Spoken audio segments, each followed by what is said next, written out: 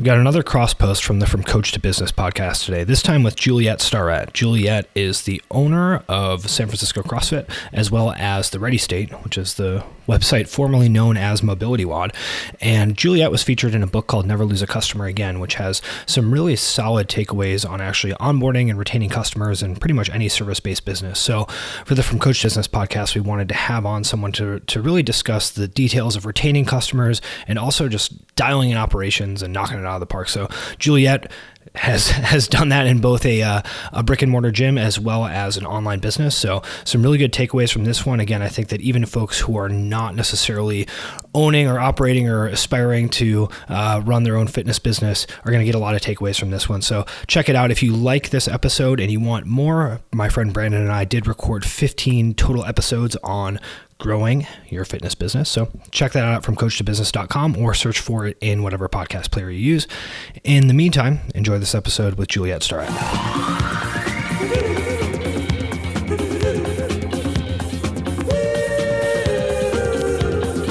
Welcome to the From Coach to Business podcast. I'm Todd. My friend Brandon and I have grown frustrated with the advice out there for coaches looking to start or grow their businesses. So we recorded some podcasts to help folks avoid some of the mistakes that we made when we were starting out. You can download our cheat sheet on starting and growing your fitness business at fromcoachtobusiness.com. It includes advice from our expert guests, as well as checklists and action items from each of our episodes.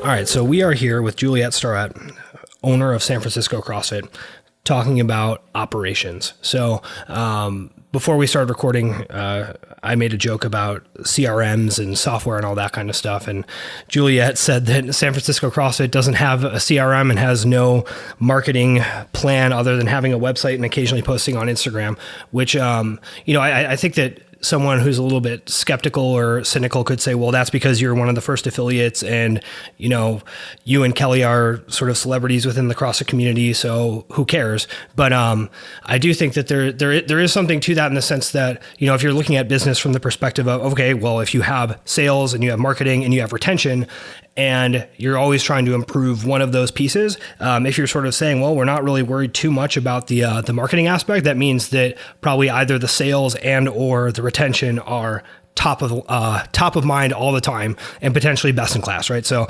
based upon some stuff that we've talked about and read previously, it sounds like retention at San Francisco CrossFit is one of the pillars that you lean on all the time. So we've thought a little bit about retention and its tie-in with operations, but I think that you have some pretty strong opinions about how operations are important to a fitness business and actually keeping clients. Yeah, sure. And I have to digress a little bit to go onto the marketing thing. And because we've heard that a lot where people are like, oh, you guys are one of the first affiliates. So, you had it easy. You just grew. Well, there was a lot of years where we were still growing and trying to bring in new members, although most of that was done by word of mouth. But it's interesting because even though I think in like the broader CrossFit world, everybody knows who Kelly and Juliet Starrett are, our members seriously could care less and definitely did not come because of that. In fact, we have visitors come in and say, oh my God, to our members, like, you guys get to be coached by Kelly Starrett. And our members are like completely nonplussed and are like, I don't understand why you care. Like, we see this guy every day and actually he's kind of annoying or whatever. So I'll start by saying that, but to your actual question, I mean, you've hit the nail on the head. Like, our entire business strategy right now in this phase of our gym is on client retention. And that's what we focus like a huge amount of our effort on. Right now we have about 300, we waver between about 310 and 325 members. That's been sort of our sweet spot. We've actually learned that if we go up to 350 or 375 members, people automatically cull themselves out because our space honestly just isn't big enough to hold more members. And when people are relegated to having like a 2 foot by 2 foot area for their barbell, and they're, surrounded by other people, they start to feel kind of bummed. So, we have the numbers in terms of membership. So what we try to focus on is keeping our members there. That is our primary focus. And if I could boil down our sort of, retention strategy, what we focus on is a couple of things. Now, we're known for and care a lot about really high quality expert coaching. And we have a really lengthy, long internship program. We have really high expectations of our coaches in terms of their coaching and understanding of movement and mechanics. They're decidedly not allowed to be workout administrators, which I wrote an article about a while back. But what we actually spend more of our focus on than the coaching piece is creating this, like what I call like a soup to nuts positive experience for our members. And the example I was giving to you guys and that we hear from a lot of our members is when they travel and go to other gyms, they don't ever say, oh, I didn't like the workout, or, oh, I didn't like the coach. What they always comment on is all the peripheral stuff. Some examples. Nobody responded to my email when I emailed about dropping in. There wasn't anything about dropping in on their website. I left a voicemail. Nobody responded to the voicemail. When I walked, this is a big one. When I walked into the gym, nobody said hello to me. When I started my class, nobody introduced themselves to me. I didn't know where to put my stuff. I didn't know where the bathroom was. I mean, it's all these things that we maybe sometimes forget to think about as business owners, because what we're focused on is like, oh, we're fitness people. We got to get the people fit, really. But like often what people are judging their experience on is not actually the class, the WOD, the coaching. It's all that peripheral stuff. Is the gym clean? Are people nice to me? Because what we've noticed is that in this crazy busy world, and often people who have jobs don't have a place in their life where they get unconditional positive regard. And we have tried to make San Francisco that place where you come in the door, people know your name, you are encouraged, you feel welcomed, even if you've never been in there before. You know what you're supposed to do. You know where you're to put your stuff. You've been communicated with before you came in. You just like we've done this. Really, we've worked really hard to sort of create a halo around all of our people who come in the door and really just make them feel welcome. You know, one of the things we do, and we've talked about it a lot over the years, but it's a mandatory part of our class that our coaches have the athletes introduce themselves at the beginning of class. And I've seen this take on in some gyms, but not enough, because I don't think people realize the value of that. I mean, we also have a lot of visitors, but on any given day, we have an athlete they've finished their on-ramp intro series and they're in their first real class. And the simple act of making everybody in the class introduce themselves and kind of become a tribe is really important I think, to our retention strategy. I think that's really interesting, because especially in a gym like yours that has 300 plus members, that could be really intimidating to a new member. Everybody else seems to know one another. Maybe there's some sort of cliques that have developed within this gym. And for a new person, that could be terrifying. And just opening the door from and introducing them to everybody else has to be a big part of building that early piece of community for a new member. So I really like that point. And to the thing you mentioned about the returning emails and voicemails, that sort of resonated with me, because I had a gym outside of LA in a really crowded market for a long time. And honestly, I think my competitive edge, I felt like I'm doing all this training. I'm learning how to be the best coach ever. And I would do these debriefs with new clients, and I'd ask them why they signed up with us. And it was almost always the other people didn't return my phone call. The other people didn't email me back. And I was like, oh, well, shit. I mean, how crazy is that? Because that is literally, I tell you, over 15 years of owning a gym and having my members traveling all over the globe, that is literally the number one piece of feedback. Like, oh, I tried to go to this gym in Nashville and nobody called me back or emailed me back. This is like, over the years of running a gym, I have gotten that exact same piece of feedback like hundreds of times. And I super value in both my businesses. I really value responsiveness as a trait. And what I will say is that responsiveness is not natural to everybody. A lot of people cannot and have no way to manage their email and lose and can't keep track of emails or can't keep track of voicemails. And what I always say when I'm talking to new business owners, and I believe this to be true, that the single greatest asset you can have as a gym owner is self-awareness.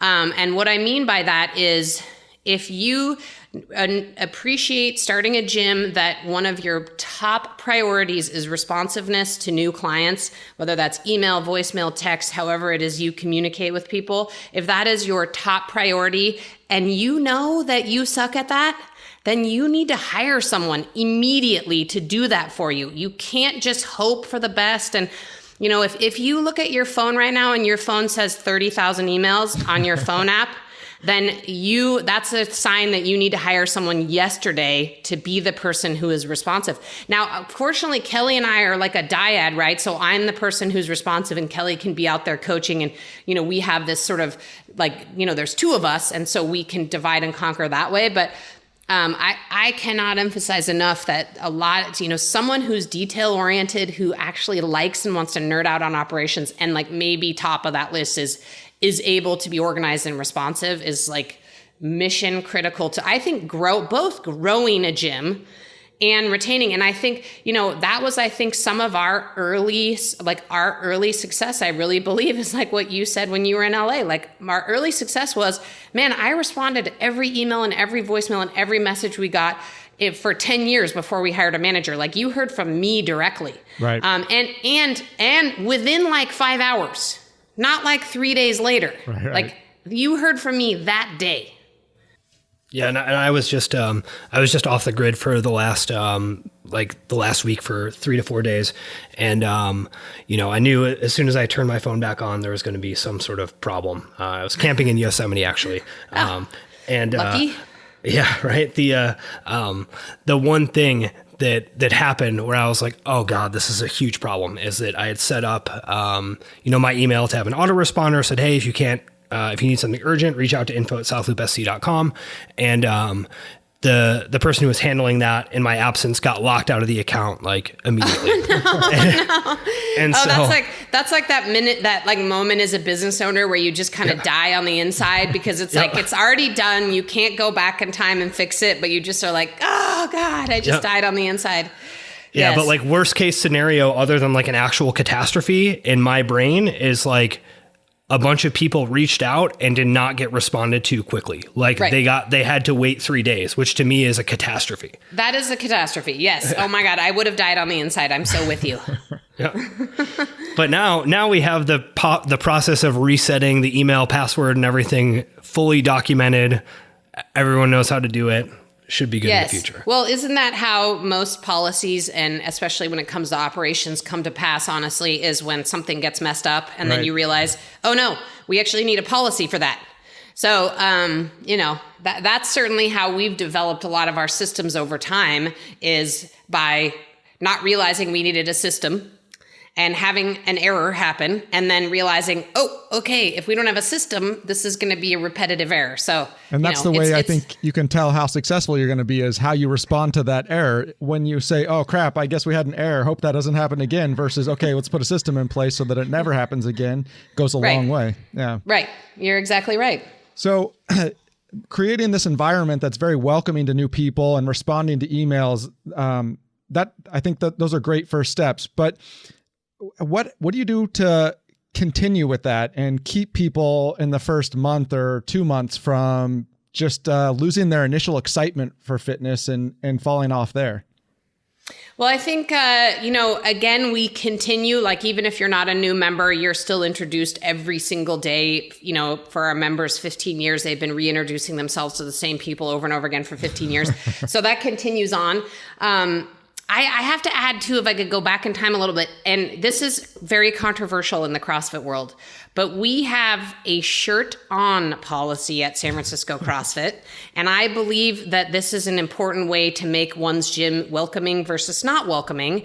Over the years, I have been to so many CrossFit gyms where I walk in the door and it's so stereotypical. There's 6 bros with their Reebok shorts on and their shirt off, and they're doing chest to bar pull-ups like it's their job in life. And if I am a 45-year-old mom, I am oh, well, this place is 100% not for me. Right. Turn around, walk out the door, And so we do some stuff just with the physical environment to try to make it more welcoming to people, because we really have a clientele that's kids all the way up to, we have a master's class where we have some 80-year-old athletes coming into our gym. So we really want to have a mind to make it feel welcoming to our most peripheral member, right? Like if I'm going to look at my 80-year-old member and make sure that she feels welcome, what does that mean? And then, our coaches we don't actually have a formal way of doing check-ins with athletes, but our coaches are tasked with constantly checking in with their athletes and seeing what's up. We actually often, after people have been with us for a few months, we suggest that they jump into a couple private coaching sessions. Because what we've seen is a lot of people, they have a lot of these big gains in the first few months, and then they kind of plateau out and they get a little bit bored, or they plateau out and they think, oh shoot, I've been coming to this gym for 3 months and I still can't do a kipping pull-up. So we have our coaches trained that if they see an athlete who's struggling like with a particular skill over and over again in a class, that we try to steer them into a private coaching appointment to say, hey, I think if you meet with me for an hour after class in a private appointment and we just work on kipping pull-ups, then you're going to get your kipping pull-ups. And that is also really exciting for people because they're able to master a move that they've struggled with and then roll back into their class with all their friends and like crush a bunch of kipping pull-ups. So that keeps their enthusiasm alive. So we're always on the lookout for ways in which we can continue to help people develop as an athlete. And often that means steering them into private coaching. We also uniquely have an on-site physical therapy staff. So we can do a lot of work with injured athletes, and that helps us a lot. Now, I don't want to say that our business model is like we injure the people and then we feed them into our physical therapy program. That's not our goal. But as you guys know from owning a gym, it's like 90% of people who walk in the door of a gym have an injury. Mm-hmm. So I think that helps. We believe that helps with our retention, because if people have a tweak or an injury or their shoulders tweaked or whatever, they're not like going to the physical therapy clinic across town and then kind of forgetting about us and then being like, okay, well, yeah, I did that, but I tweaked my shoulder. Well, it's like, it's all in-house for us, right? If you tweak your shoulder, we have someone on staff who can help you work through that and figure out how to carefully ramp you back into your programming. We also do like the typical CrossFit stuff where we have social events a couple times a year. We've been doing an in-house competition for years. We do it once a year in October called Virtuosity, which is an extremely fun event. It's only teams. We do an RX, a scaled, and then we actually have a costume competition, which is taken the most seriously of any of the categories. And the people who win the costume competition win the same level of prizes as like the RX people. So what we've tried to say is like, hey, we value fun as much as like how many pull-ups you can do. So I mean, it is hilarious the things like people will spend it's an entire day long and they keep their costume on. I mean, it is like truly a sight to behold, this costume competition. I think being in San Francisco has to help elevate that to the next level. Yeah, I mean, exactly. Let's get some specific examples. I mean, there was a guy who was dressed up as Big Bird, like a full-on Big Bird with the full-on like hot hat, and he did all the workouts with the Big Bird hat on, and he's like, I'm dying in here, like snatching in a Big Bird. And then we've had a lot of superheroes, but a lot of superheroes with like full-on masks, and they're like, our gym's in the Presidio in San Francisco, so they'll be like doing like the run part of a workout with their shield and their mask, and the people outside must be like, what is wrong with these people? So, we try to I think we really try to have like a light kind of fun environment at the gym, and that competition is just an example of it. We do some other social events through the year, so we try to, make sure people are connected and feel community. So we often do a taco social where we just bring a taco truck in and get like a keg of PBR or something, and everyone just comes in and socializes. Those are the kind of ways we like try to check in and make sure people are happy. We're also really responsive, again, like back to the responsiveness thing, to concerns, complaints, issues people have. Now, I'm definitely not of the mind that every customer is always right. But we take, if people actually take the time to give us feedback, we take that really seriously. And we assume that if one person has spoken up about it, there's probably a larger sentiment. So we try to show our members that we are responsive to what their issues, concerns, and needs are. And I think that keeps people around too. I think they know that if they feel bummed about something and speak up, something is going to change in the gym. Can you give an example of a recent experience like that? Gosh. We actually had some of our masters ladies complain because we only had 2 kids barbells, like the 10-pound barbells. We only had 2 kids barbells, and the master's class often has like 12 different, athletes who are all over 60 to 80 years old. And, one of them took the time to say, hey, we're really sad because we just do not have enough of these certain kids barbells to be able to really do the things we want to do. And of course, I had no idea. That had never crossed my mind that they needed them. And the coach of our master's class hadn't brought that to my attention. And so we were immediately like, oh my God, no problem. Like ordered 8 kids barbells into the gym, like within a week. And they were all so happy and doing their like 10-pound, clean and jerks. And so it's just, it's that kind of thing where we're really always trying to be responsive to like things people want from an equipment standpoint, or, certain classes. Like we have a little powerlifting program at our gym. And that was actually started out of a request from a member that said, hey, we'd love to have a couple dedicated powerlifting classes a week. And so we have this little powerlifting program at our gym. So, we try to, within reason. I mean, on the same note, I've gotten a bunch of crazy complaints where people have said things, and I'm not thinking of an example where I'm like, okay, yeah, we're definitely not doing that. But more often than not, people are really well-meaning and they're just trying to solve a problem or give a suggestion. And we really try to, and we try to be, responsive, even if we're not going to make the change they suggest. We just want to make sure they know that we heard them. And if we're not going to do what they suggested, here are the reasons why. So we just feel like that level of communication with people and sort of making sure that they know that, we're always trying to improve and be better and listen to their concerns, I think also is yet another way people stick around.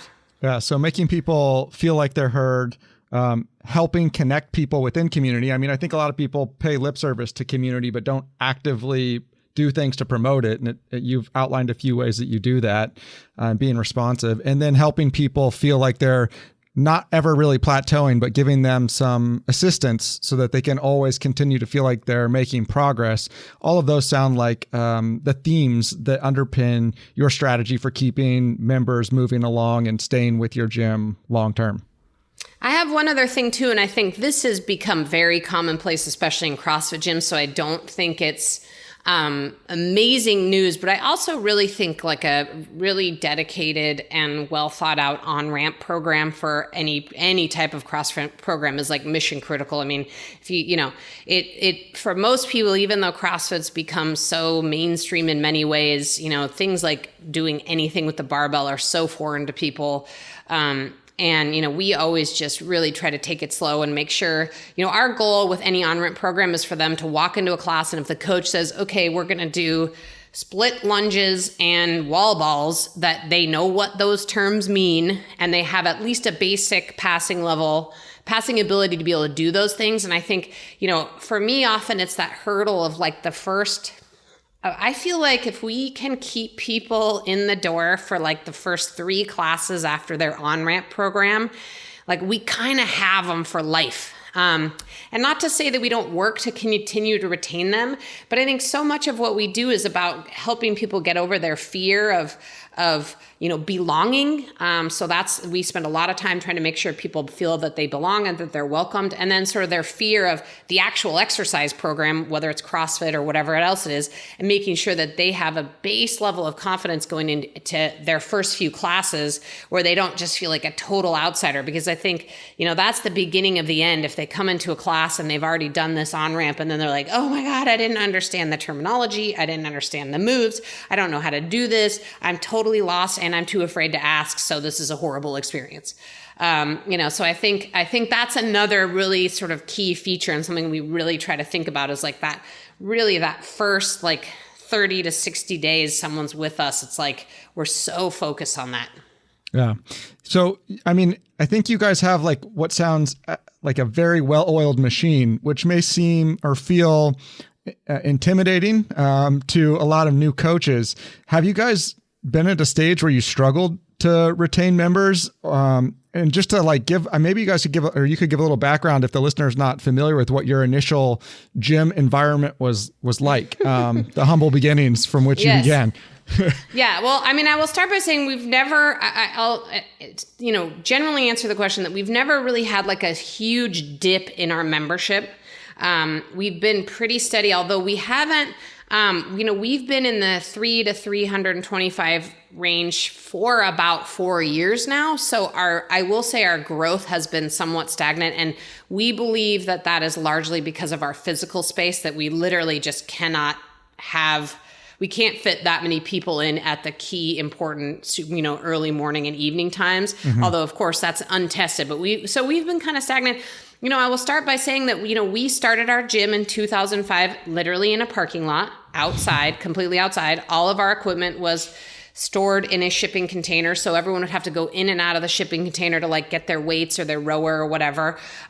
We offered the classes rain or shine. We had this little tarp awning thing, but not everybody could fit under it. The gym was also situated next to a bunch of dumpsters. So there was like sort of this dumpster feeling to the whole place. But there was also, it also felt weirdly very special. And in a lot of ways, even though we're in this fancy space in the San Francisco Presidio, all of us who were there we miss a lot of things about it. I mean, first of all, just being able to work outside, work out outside is amazing. We don't miss the rain and like doing burpees in a puddle. There's certainly things we don't miss. And, it actually it wasn't that hard on our members, because they would come in and out for an hour to do a class. So even if it rained on them, they were fine. They could just go home. It was actually hard on our staff. They would be there, as like a gym staff is, they would be there from 5 o'clock in the morning until sometimes 8 o'clock at night. And, they just would get so cold that they could never get warm. And, Diane Fu was wearing like 7 puffy, like I didn't even know what Diane's body ever looked like, because all I ever saw her in was like, I was like all these puffy coats. And then we like finally got our actual physical space. I'm like, Diane, you're skinny. I had no idea. And so there were some challenges, but, we certainly yes, we're an established gym, but, kind of like I said with the systems thing earlier, I mean, we did not hit the ground running. A ton of our operations and our systems have come to pass because we've made mistakes. It took me almost 8 years to actually hire a gym manager to help me out. And at that point, I was able to have a little more bandwidth to write policies. And, I didn't have like an employee manual until 2012, for example. So a lot of this stuff for us was very progressive. And I think what I see in a lot of new gym owners now is it kind of what we talked about in the pre-roll, where gym owners think they need to like come in the door with their like perfect marketing strategy and CRM and their social media team and everything being perfect and all their policies perfectly into place and whatever. And I think that like, if our gym is any example, like Kelly literally like, it probably illegally took out a $10,000 student loan, and we bought some barbells. And then when we had like a plus in our bank account, we bought some more barbells. Wow. And, when we started San Francisco CrossFit, there was no like Mind Body Wodify, like those things didn't exist. So we had this weird system where we would accept like checks and cash, but there was no real way to like monitor whether we'd collected the right amount of checks and cash. So like we probably lost a ton of money over those first couple years until we got an actual membership software set up. But they literally didn't exist. Like you couldn't get one. There wasn't like a gym membership software on the market. So much of what we've done at San Francisco CrossFit is trial and error. And so, now it's like 15 years in, you can look at us and say, oh, these guys have it dialed and they have all their members and, all this, they've retained everybody. And it definitely, over the course of time, we have made so many mistakes and, we've made some members mad and they've left. And I mean, we've sort of had gone through all the pitfalls of both being new gym owners, new business owners, just sort of like getting our sea legs and learning how to run a business and manage a staff. And, so we are by no means perfect even now. And we certainly, this has been a process to get to where we are. So speaking of mistakes and kind of being the operations nerd that you are, you mentioned one of the mistakes you see gym owners falling prey to is trying to be fancier than they need to be. Are there any other mistakes you think that are common with regard to retaining members or just operations in general that are just traps that that maybe new gym owners should just avoid? Well, I mean, I think, I'm really a fan of starting slow. I mean, obviously, I don't think the market would bear necessarily now another parking lot gym concept. But, Kelly and I both kept our other jobs for, 2, 3. I kept my regular job for 5 years of the first part of my business. Certainly, there is a time and a place for like getting tons of investment and spending a bunch of money and having hot towels at your gym. But what I've learned over the years is a lot of that fancy stuff actually, again, is not why people come or why they stay. In fact, part of, I think, the beauty of the CrossFit experience is it's the anti-hot towel experience. And that it instead focuses its attention on really high quality coaching and a welcoming environment. I mean, I think if a gym has a space with some amount of equipment in it and some good coaching and a welcoming environment, all that other stuff is peripheral. And you can add it on over time, like after you get your sea legs and have some members in the door, like buy a little more equipment, then maybe get a CRM so you can start to increase, the amount of growth you have over time. And, I think there's a place for all that stuff, but that should not be, I fear that a lot of new gym owners think they have to have all that stuff in place to get started. And I 100% don't think you do. I think you have to have sort of the right vibe, right attitude, some high quality coaching going on, and like all that other stuff will come. So I wanted to circle back to something you were talking about earlier in terms of the I guess intimidation and fear that new clients have, right? Because I mean, we're talking about stuff that people can kind of get wrapped up in, which would be potentially going too far down the rabbit hole of like coaching certifications and having the perfect program and all that kind of stuff, which, yeah, there's a threshold of competency that you need to have, but most clients can't really tell the difference between, someone who has 39 certifications and someone who just like looks them in the eye and writes 5x5 back squat on the board. Right. Then we have all the details of like operations where someone could get wrapped up in, CRMs and email automation and all kinds of complexity with websites and things like that. But yeah, maybe you want to build those things over time, but that's probably not going to be the thing that actually matters. But when clients are getting started, it sounds like that the biggest barrier that you find for them is just like intimidation, discomfort, being unsure of themselves. Is that accurate? Is that what you see as the biggest barrier to clients actually sticking around when they get started? Yeah, I mean, I think, it's crazy to me because CrossFit's been around so long, and when we first started, no one had even heard of it. And now, of course, everyone's heard of it. But it does still carry with it for the vast majority of our new clients, a little bit of a fear factor. And I think it's not necessarily like the media attention or whatever CrossFit's gotten over the years, but I just think it's some of the actual movements that we do on a regular basis in CrossFit for your standard gym owner are intimidating. And, just even the look and feel of a gym. I mean, imagine if you've been going to 24-hour fitness with like ellipticals and whatever, and then you walk into this space and you're like, wow, I don't even recognize like this kind of environment even feels strange and, sort of outside my comfort zone. So yeah, I mean, I think, your explanation of it and sort of the recap is exactly how I feel. I mean, I really think figuring out how to make people feel welcome, and make sure they feel comfortable with the programming and the methodology of the classes and know what to expect is so important in having them stick around after their first couple classes. So important. And I agree with you, especially for the newest clients. It's like what the workout is, everyone gets all crazy about their like super ninja programming. And I'm like, oh man, at this point you can go on the internet and find 5,000 programs of CrossFit. And I'm sure they all work pretty well, right? Like, I don't know. At this point, I'm like, I don't know. There was a while where I felt like there was this real growth in programming and some people were doing a better job than other people. And now I'm like, I think a lot of people are doing a lot of pretty good, like general physical preparedness type CrossFit programming, and not sure new clients really care that much about that. We do have some legacy clients who care more. And that's another thing we did to keep them around is we actually have a couple classes that we call CrossFit Sport. And they're kind of they're for our more advanced athletes who are working on more advanced skills like muscle ups and handstands and so forth. So we wanted to create a space for those people.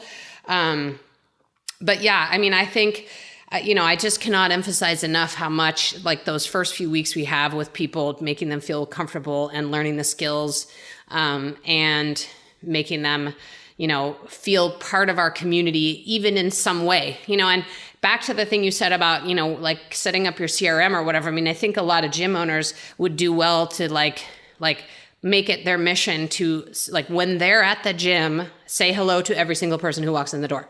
Like, to me, that is worth way more money and time in the end than setting up a CRM. Like, go to the front door when anyone walks in and go say hello.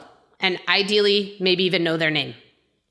But even not know their name, but just like get away from your computer, walk up to the front door of your gym and say hello to the people that are walking in. Like, to me, that's gold.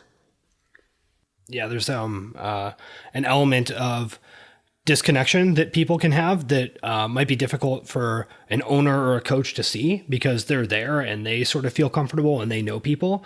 And it can be really challenging to understand how out of place people can feel in an environment like that. And that, especially if you're new, if you feel out of place, it's not even necessarily like a decision to quit where you're like, I've had enough. Like, I don't like this place anymore. It's like, you're just not totally bought in. You're right. not totally comfortable, and you get sick, or you travel for work, or you pick up a new project and you kind of don't come for 2 weeks, and you just don't feel a pull to come back. Right. And then you're gone.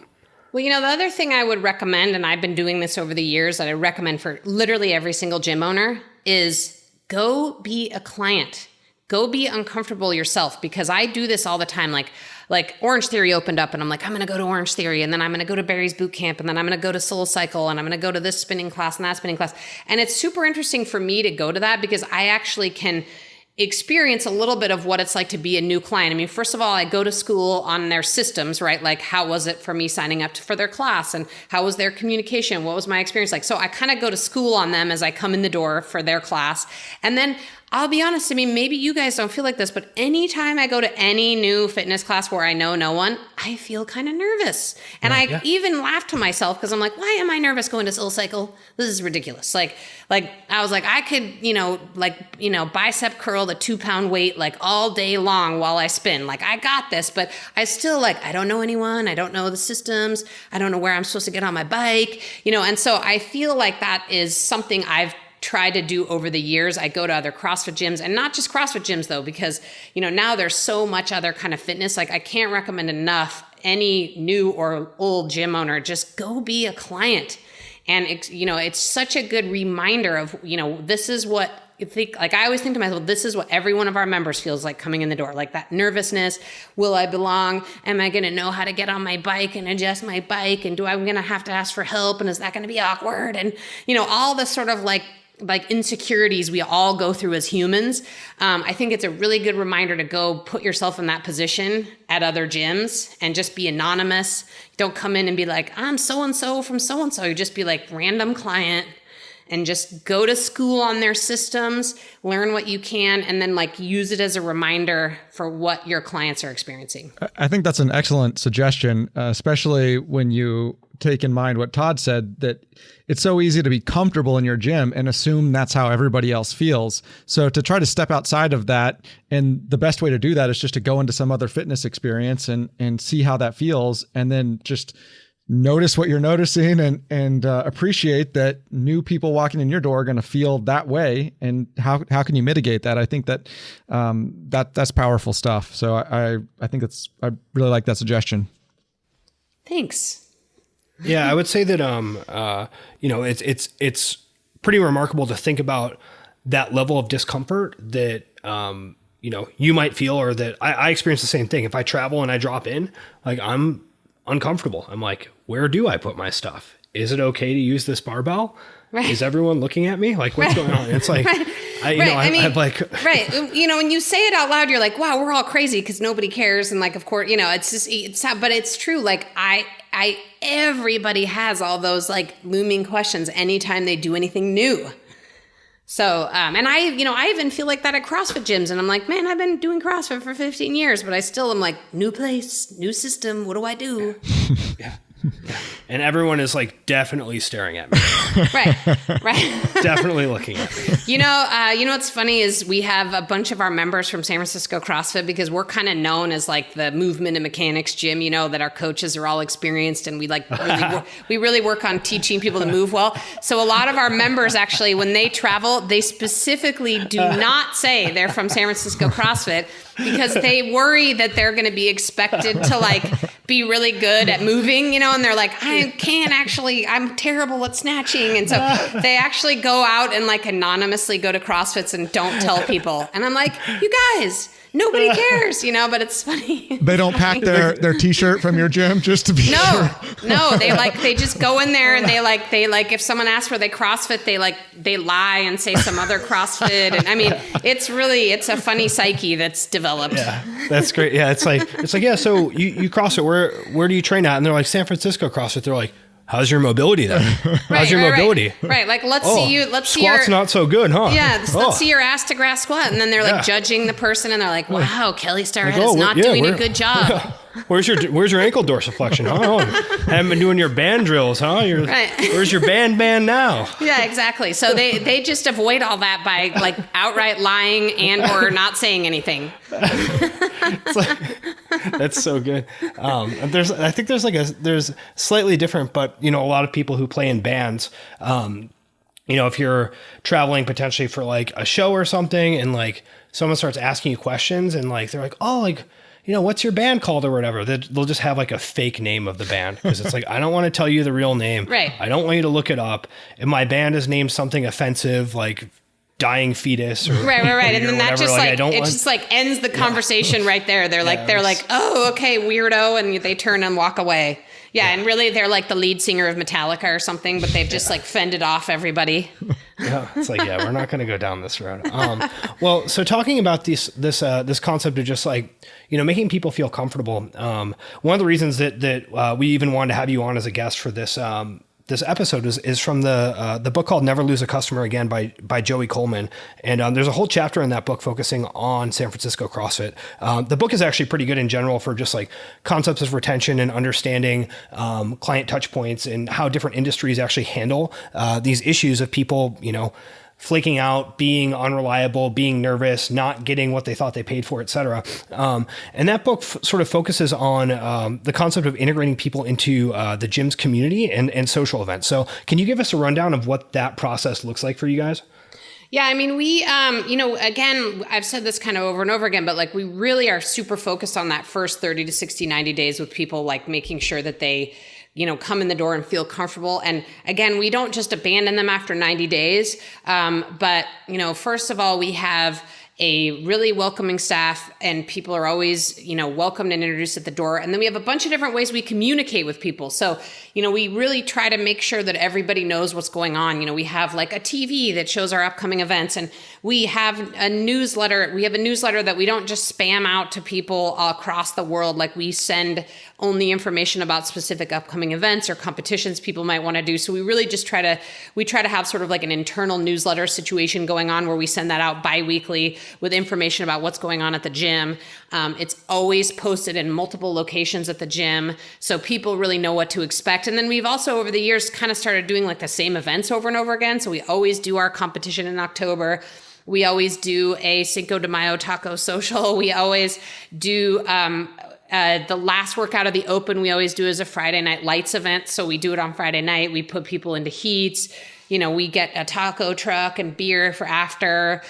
So we have these kind of set events. So at least our current members they kind of know what to expect, what's coming in. And then we've also done some other community events, like we all, you know, not all 300 of us, but a bunch of us went and did a Spartan race at the San Francisco AT&T Park.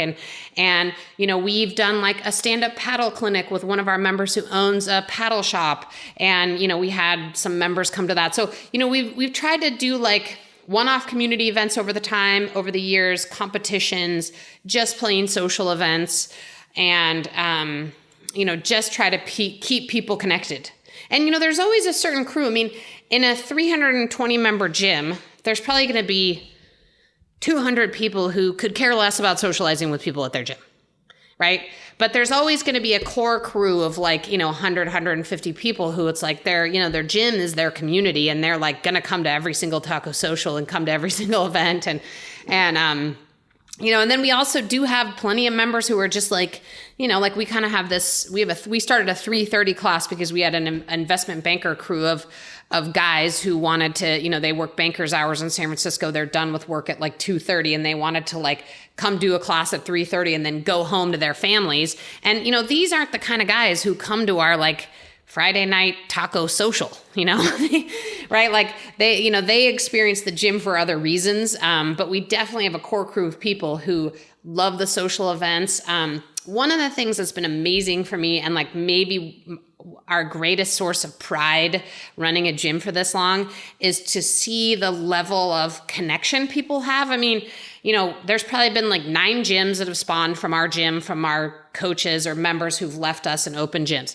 And then there's probably been like 20 marriages where people have found each other at our gym and married. And then, my Facebook feed's always amazing because I see all these different groups of people from my gym who all are like out at a concert together and socializing out in the world. And so for me, I don't know that there's anything we did actively to create that other than sort of hold open the doors of a space for people and make them feel welcome and included. And then they obviously develop their own friendships and do things with each other outside of the gym. And for Kelly and I, that's been one of the like greatest sources of pride, is to be able to watch all that happen. It's like we obviously have felt proud when we've had like games athletes and teams, but for us, like seeing how we've created this, open the door to this random space with some barbells in it, and it's created all these like lifelong friendships with people. And that to me is like so meaningful. Yeah. So I think that the idea of just understanding like what your clients are potentially looking for out of the gym, right? That, like you mentioned, that there's some folks who are, they're there for a workout and they want to come in, get their training in, go home. And there's other people for whom the community is a huge component of what is actually important to them about being in the gym. And there's different dynamics in an urban environment compared to maybe like a suburban environment or a more rural environment. There's also differences between like scales of gyms that I've seen as well, just like in our own growth in South Loop, that like, the way that membership felt and the way that gym members related to like the community as a whole is different at 100 members than it is at 150 members, than it is at 220 members, and is at, nearing 300 members or over that, right? That's all like a pretty different scale of what's going on. And I wanted to go back to the idea that you talked about internal communication. I think that's something that is dramatically underrated as far as just like retention and just overall goodwill within the gym, right? That a lot of people, especially once you hit like a certain number of people in the same space, are prone to conspiracy thinking and thinking that there's like certain cliques that are out to get them, and that this person doesn't like this person, and that, ownership is doing this to screw you over, and like this class time is like being taken away because this person, and you're just like, whoa, like what in the world is going on?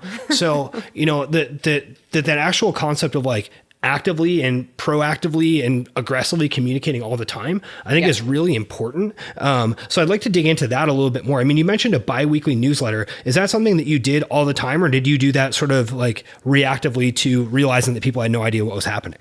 Well, I mean, I will start with the caveat by saying that we're still amazed when we announce something 17 times on Instagram, send multiple newsletters, and inevitably there's still the guy who's like, we have this thing where we close the gym only 2 weekends a year to host a course, right? And inevitably there's the guy who like literally, I'm not exaggerating, guys, we post like starting 10 weeks in advance of closing the gym for one day, on Instagram 47 times, like 8 newsletters. It's on the TV at the gym, cycling 24 hours a day. And literally there's a guy who calls and he's mad and he's like, I was going to come to open gym today, and you guys like, I didn't know the gym was closed. And he's like super irate. And I'm literally like, So, I mean, I'm not, our communication system is not foolproof. I will say that. And I don't know that anybody's is. We have the same experience. And I'm like, sir, I can pull up your Infusionsoft client record and show that not only did you open this email, but you clicked on the link to the thing that we're talking about 5 times. You clicked on it every single time we sent it out. Like your click-through rate is 100%. Yeah, What's going on? That's so hilarious. That's so hilarious. Yeah. So, I mean, I think, no, we didn't always send out really regular communications. That's been that really kind of started once I had a gym manager in place and it wasn't just me doing everything. So just having another human to help sort of create that and get the word out. And then, again, I'm just like a broken record, but I go back to when I'm talking about internal communication, I have a gym manager who is incredibly responsive and values responsiveness. So even if people haven't gotten a message, if they, even for current members, if they inquire about anything, they're going to get a response to their email same day that they email, which I think, again, I'm like a broken record on this responsiveness thing. And that's probably the only thing anyone's going to remember from this podcast, but I'll be okay with that. So, I mean, yes, we're putting communications out into the world, and then we're really focused on making sure that any incoming communications are always dealt with, managed, responded to. And again, like we're announcing things on Instagram and Facebook. And, if we have an event, it's certainly going up on all our social platforms and via newsletter and so forth. But again, it's not foolproof. Like, people sort of, like the vast majority of people open and see and know the gym is closed, and there's always going to be like a couple people who just don't get it. Yeah. So something that I've noticed is that as we've grown in membership numbers, that below a certain number of people, like everyone feels like they're part of one community, right? It's like we are the South Loop strength and conditioning community. And then once there's more than a certain number of people, then it starts to splinter in fraction, right? That there's the weightlifters, there's the 6 a.m. class, there's the 5 a.m. class, there's the more competitive people, there's the banking bros, right? That it's like there's these little sub communities, which I think is totally fine. And sometimes there can be conflict or drama between those different groups. And certainly in the past, when we haven't done as good of a job of managing it, that there have been some issues that, caught me off guard where I was like, whoa, oh, you people don't like each other anymore. Okay. Like that's, that's a new problem. But something that I've thought about is how do you actually allow people to have their own smaller groups within a larger group, but still identify as part of a big picture group where they see themselves as on the same team and not necessarily in competition with each other. Have you found anything to be effective with that? Well, I mean, I have some comments on that. I will start by saying that I highly recommend Sebastian Junger's book, Tribe. It's a short little book. I don't know if either one of you guys have read it, but it's great. Yeah, it's really good. And, he basically says that you can't really know more than 100 people.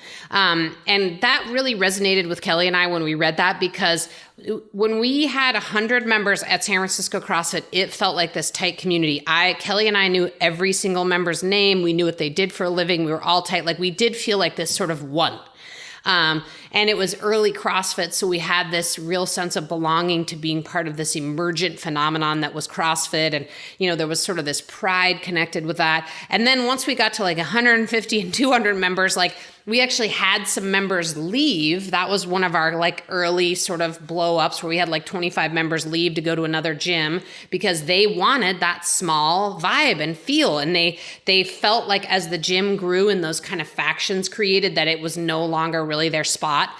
And they've probably had to bounce around because they probably went to another gym and then that gym grew, right? Like the problem is of course, I think 100-person gym is like the ideal gym, having had one once. But of course, the business problem with that is like you don't make any money with 100-person gym, so you need to be growing to a bigger size gym.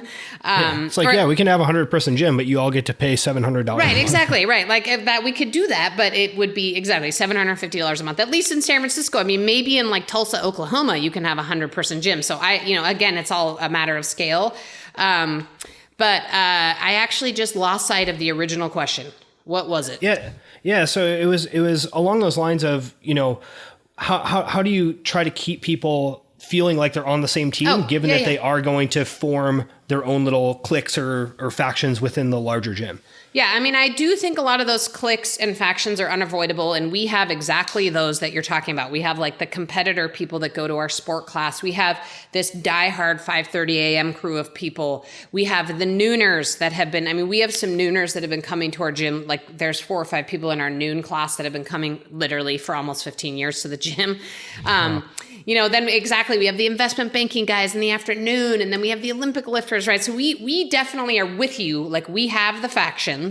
And And our only real way to combat any sort of infighting about that is to try to have whole community events. Like our in-house competition, Virtuosity, is great for that because it's 4-person teams. And we actually end up having to pair people often with people that they don't know because, we have to take like a 6 p.m. guy and put him with a 5:30 a.m. girl because they, both of them want to compete but don't have a team. And so that's actually a fun way for us to bring people together and have a meet. But you're right. I mean, it is an ongoing challenge because, we definitely have people who like 5:30 a.m. they're friends with each other. They hang out outside of the gym and they've literally never seen some of the people at 6 o'clock. So our only answer to that is really to try to have some whole gym events where people actually are forced to interact with other people. One of the main ones we do is our in-house competition. And that always is, and it's actually great for me too, as the owner, because again, going back to that 100-person thing, I mean, the last time that I knew everybody's name at my gym was when we had a 100-person gym, and that was like in 2008. I just my brain cannot keep track of everybody's name.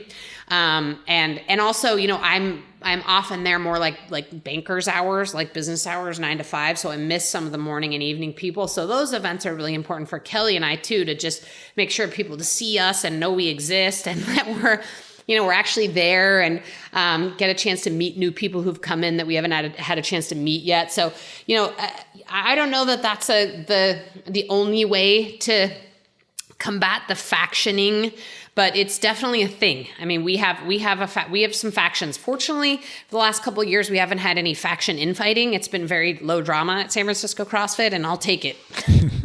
Yeah, I think you mentioned the social events, and those are great. And then you also mentioned doing things like having people get together and do a Spartan race or something. And that was an approach that we used at my gym, which was to have these things that we called like sporting Sundays, like once a month. And it was a sort of applied fitness where we'd all get together and play ultimate frisbee or something, right, something like that. And it was a great way to bring everybody together. And when you're doing something like ultimate frisbee, you have fun together. Like everybody just sort of bonds a little bit through fun. that. Yeah.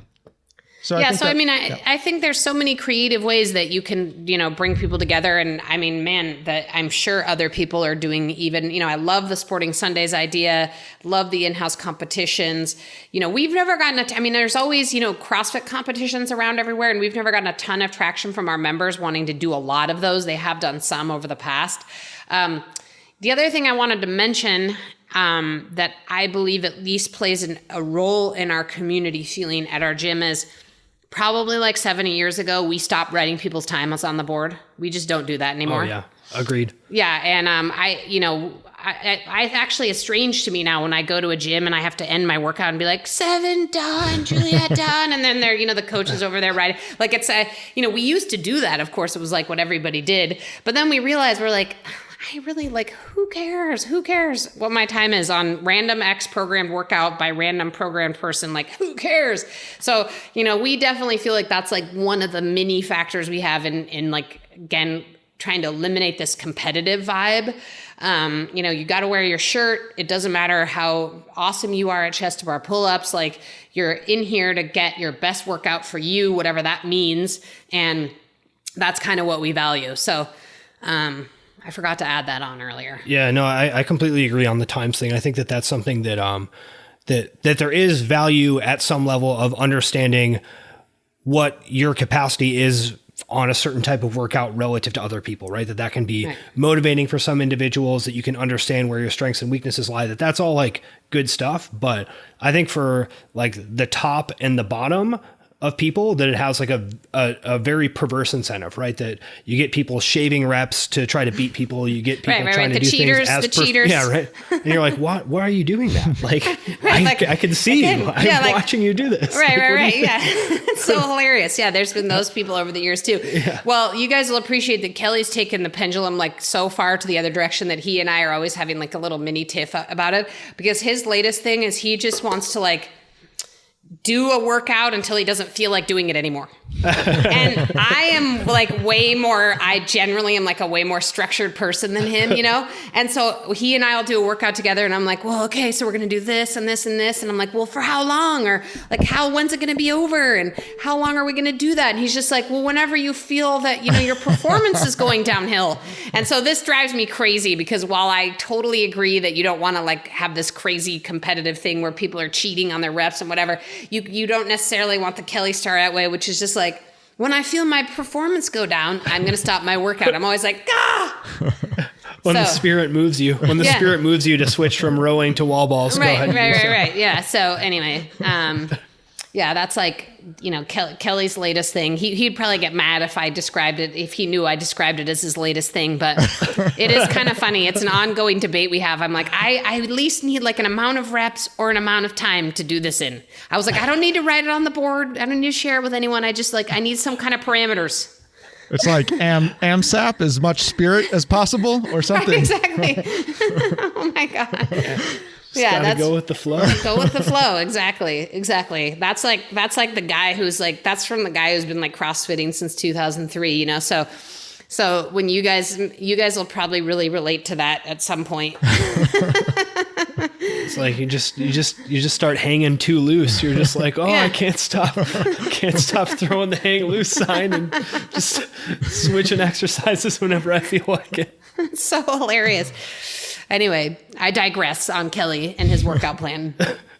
Great. Well, I think that, to summarize a lot of the stuff that you talked about, I mean, you've nailed responsiveness as being key. This concept of understanding, what new clients are potentially concerned with, which is not necessarily all the gory details of programming and progression. It's not necessarily a bunch of amenities and things like that. It's much more an emotional feeling of whether or not they fit in and belong and whether or not they're intimidated. Is there anything else that you think is super important as far as like what matters for retaining, especially new clients? Like you mentioned, they're very fragile over their first 30, 60, 90 days. This is going to sound really pedestrian, but I was thinking of it as we were talking earlier. Actually keeping the gym really clean.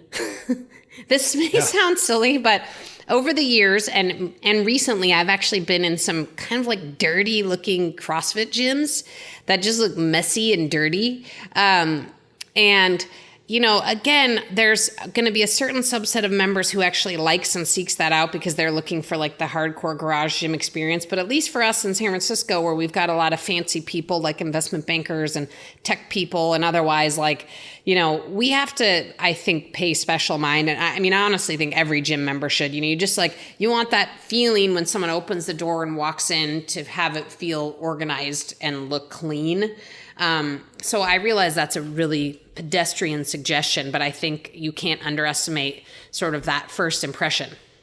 Yeah, I think there's something really interesting there that I've been thinking about a lot because I think my first impulse with a lot of stuff like that is like, oh, it's just details. It doesn't matter. Like the big picture matters more. Like, are people getting better over time? Do they have a good relationship with the coach? Do they feel like they're part of the community? Like that's what actually matters. And, in terms of priorities, like I would probably say that those things do matter maybe more than like cleanliness, but that there's right. An aggregate customer experience that I think is really, really important. And it's difficult to put your finger on exactly what the thing is. Is it whether or not the plates are stacked? Like, I don't know. Is it whether or not you actually clean the floors 3 times a week or 5 times a week? Like, I don't know what the thing is, but there's definitely a threshold of customer experience that if you're better than that, people notice. And if you're worse than that, people have a problem. Too. And it makes it easier for them to flake out. I think you're exactly right. None of these things in and of themselves are going to retain a member. And I think you're exactly right. It's like,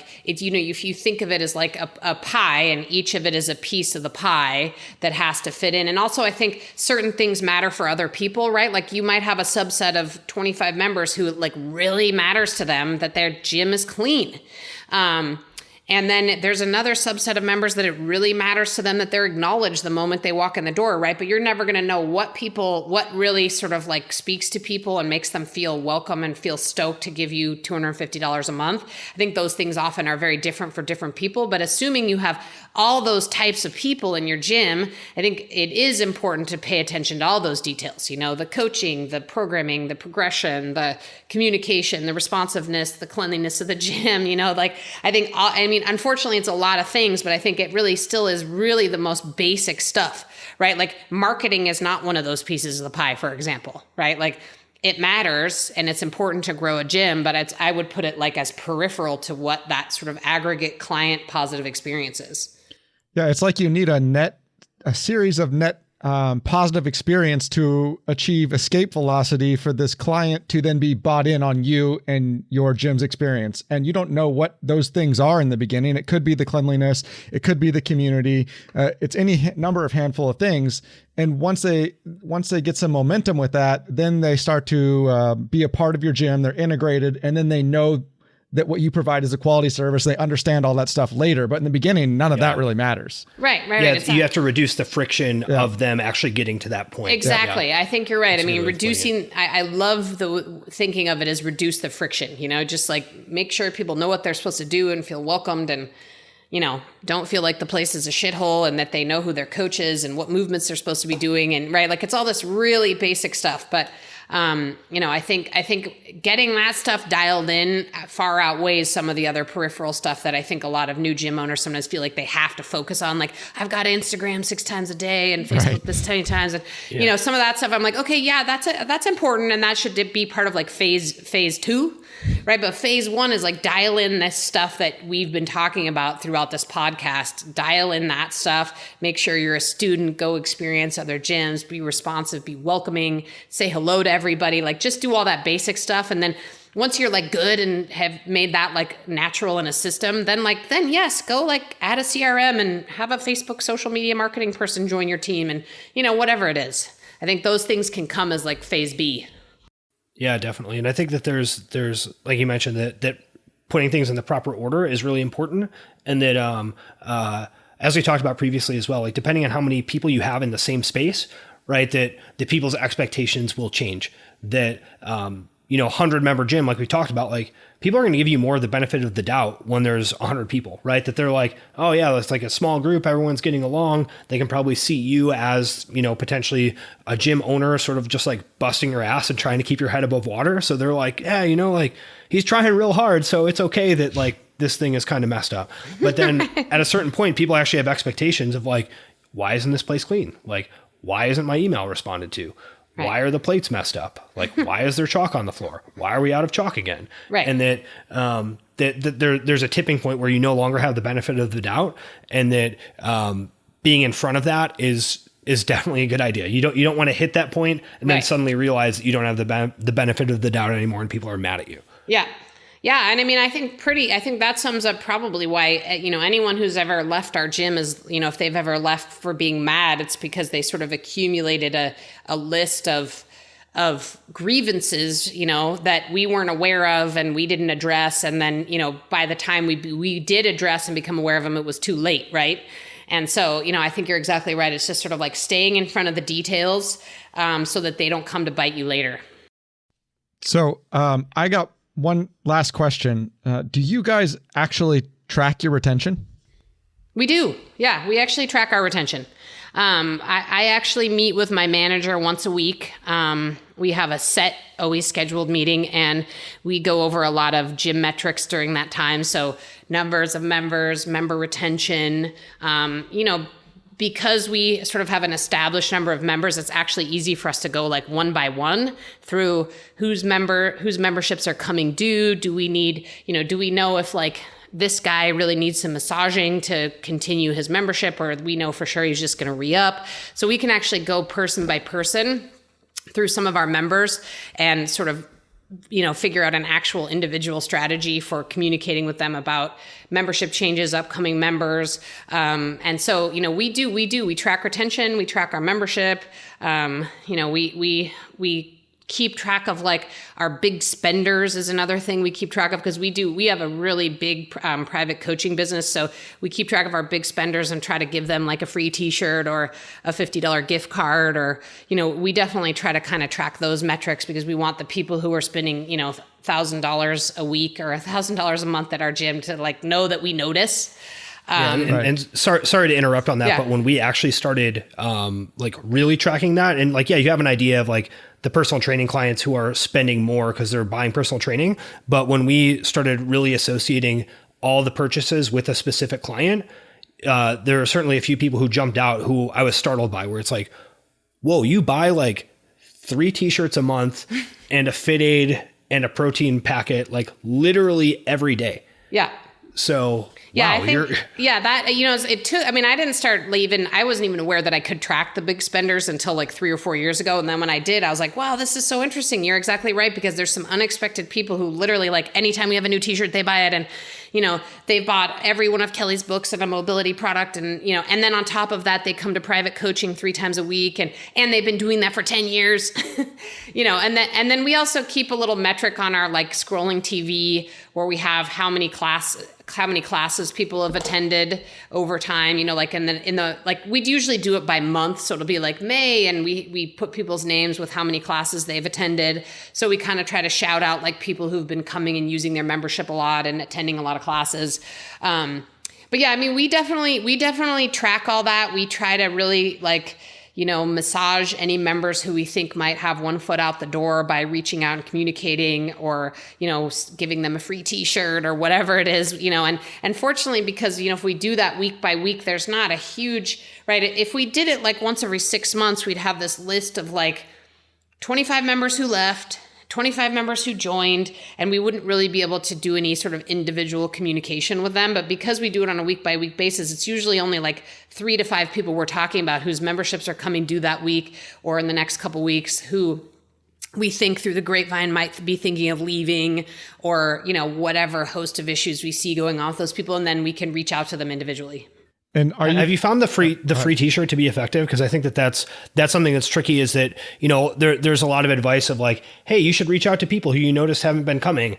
And then inevitably you try it. You're like, hey, notice you haven't been coming. They're like, oh yeah, I meant to quit. And you're just like, oh, well, I just lost 5 members. Like, that was stupid. We've done that a few times too, where we have like someone who's like paying us a membership but never coming. And then we like alert them to that, and then they quit, and we're like, oh God. Yeah. So, but in the end, of course, none of us want to be taking someone's money who's not using our service, but still, I feel like for our big spender types, the t-shirt or some kind of acknowledgement of the spend has been effective. And I think people feel very stoked about that. I think for people who've left and we're trying to encourage them to come back, usually a t-shirt doesn't do the trick. But we have had some success having people come back by offering them like a pretty deep discount for the first, 3 to 6 months. They, if they come back and commit to 6 months or a year, we give them a deep discount. So the actual, an actual money investment in getting someone to come back is way more effective for us than like giving them a thing. But I think the big spenders and people who are current members, like they feel, I think just the simple acknowledgement that we're saying like, Hess, we see you, we see that you're investing a lot of money into our business. We appreciate you. And that makes a lot of sense. Are these metrics that you track, the big spender and the retention, is that primarily through whatever software you guys use to manage your membership at your gym? Or are you guys doing this in a spreadsheet or what? No, we track it through we actually use MindBody still from the very beginning of time. And we track it through that. Gotcha. Right. Todd, do you use software to track? Yeah. Well, I wasn't kidding in the pre-roll about what we do, which is extreme and bizarre. And actually something that I've been working on for probably like the last 6 to 9 months, which is like a process of like educating myself on a lot of technology as well. But we have a bunch of different systems, and I set everything up to dump into one spot. So like our gym management software is Zen Planner. We use Infusionsoft for like email. We use Acuity Scheduling for scheduling appointments. We use Square for some types of retail, and all that stuff goes into Airtable and associates with a client record. And then we can like filter all those different views and like manipulate that data. And then I also recently set that up to be visualized in Tableau. So we have like dashboards and viewing stuff.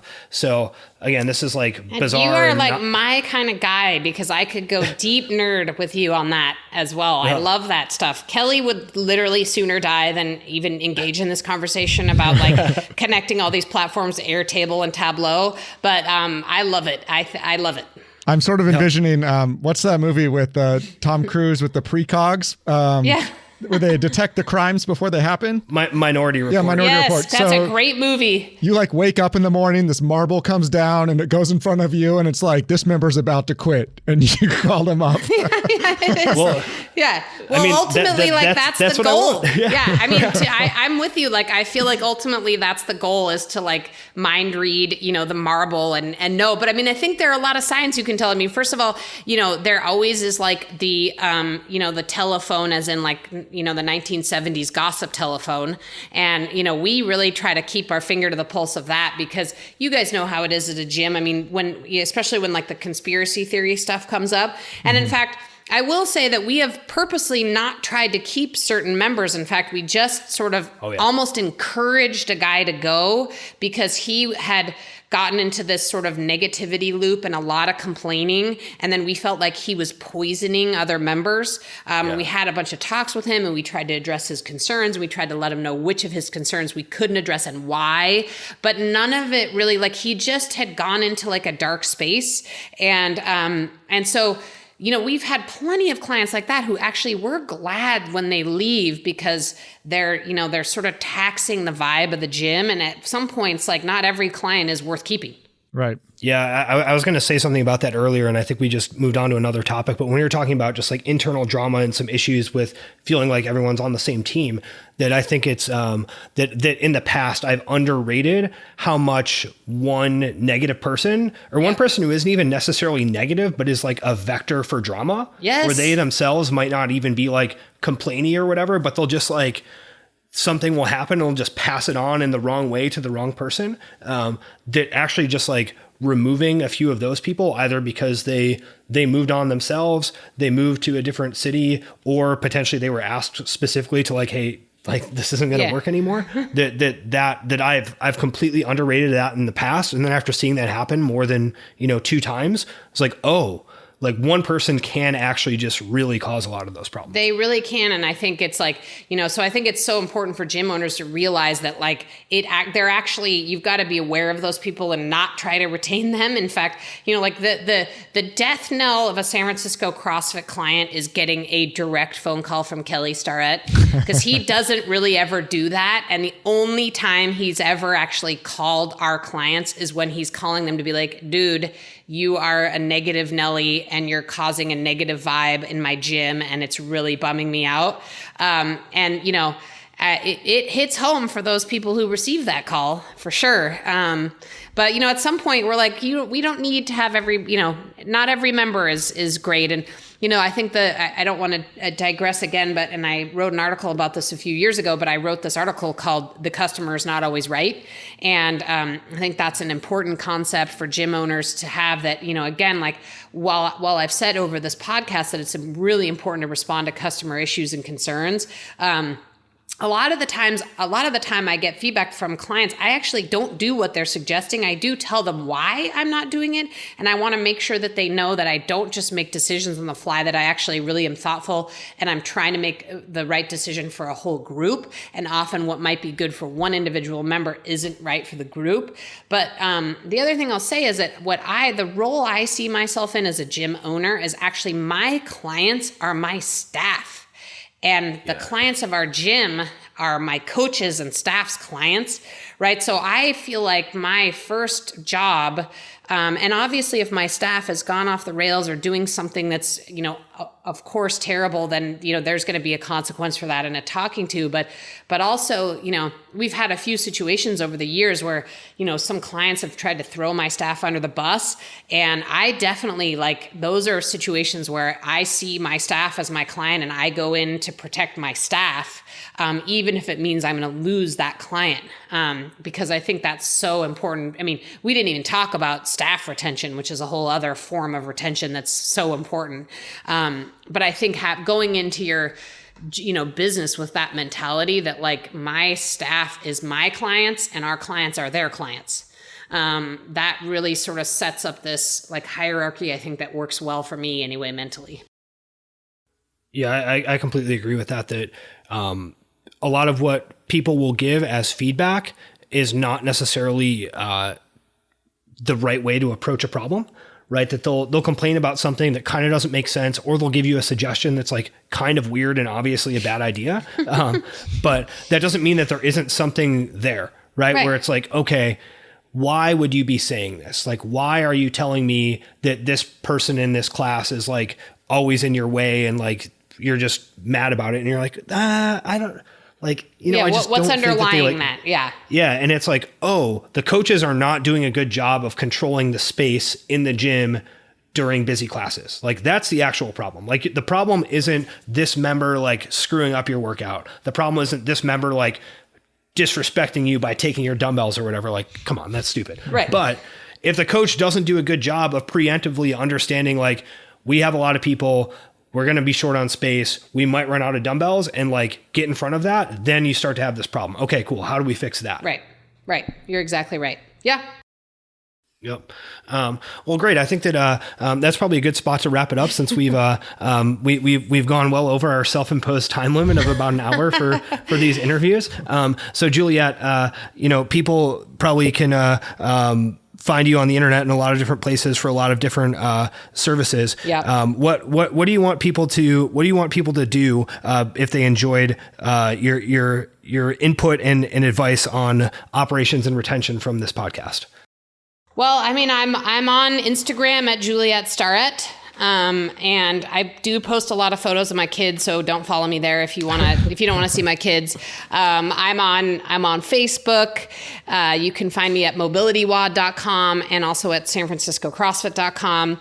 We also have a nonprofit called Stand Up Kids that we're really excited about, which CrossFit people can get behind and understand, and that's standupkids.org. So lots of places to find me, follow me. I've been doing a little more writing these days, so I'll be sharing all of the things I'm writing about on all my social media feeds. And where is that writing going to be posted? Is it just going to be like long Instagram captions? Or? No, I've done some articles for Box Pro Magazine and Medium, and I'm going to be contributing to Thrive Global and probably a little bit more on Medium, and some other, I'm actually trying to do some businessy publications. So all that is to be continued. Great. That sounds very exciting. You should consider posting that in one spot for all the people who still use RSS readers in the world, such as myself. Yeah, I know. Like you can still go out there and find the old San Francisco CrossFit blog that's on Blogger. Remember nice. Blogger? Yeah. Anyway, that's still out there too. Anyway. Well, I really appreciate you guys having me on, and I appreciate your thoughtful questions and how you're thinking about, trying to help people get better at running gyms. And I will say that it is so hard and can be lonely and frustrating. And, I think it is, anytime people can hear from, you guys and any of your guests to just sort of commiserate and get advice, it's so valuable. Yeah. Well, thank you for sharing your knowledge. It was, I think it's going to be really helpful for our listeners, and it was helpful for me, and I'm sure Todd as well. Yeah. I got some good ideas. I made a few notes as we were going.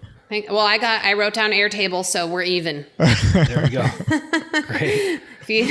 Well, thanks again, guys.